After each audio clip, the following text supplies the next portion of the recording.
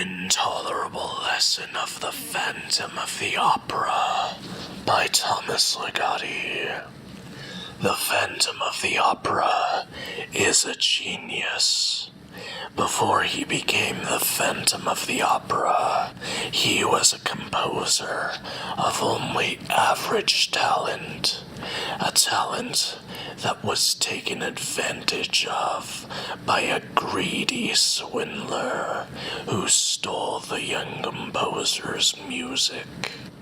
He tried to get revenge on the villain, and in the process, his face was severely disfigured by some chemicals which splashed into it and caught fire. Afterward, he moved into the sewers directly below the opera house, and he also became a genius.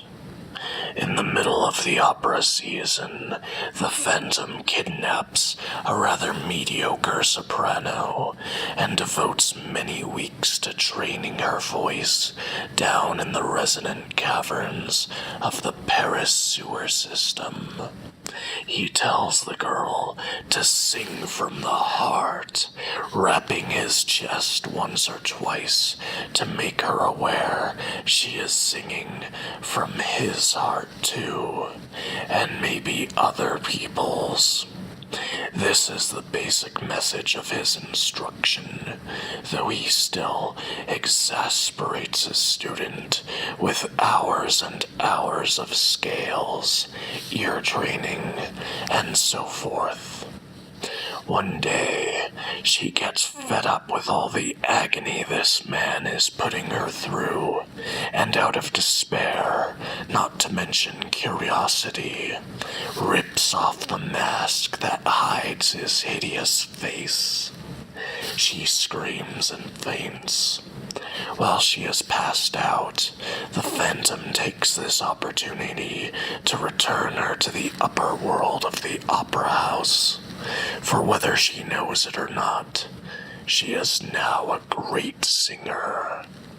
When the girl regains consciousness from the terrible shock she experienced, her days with the Phantom of the Opera seem like no more than a vague dream.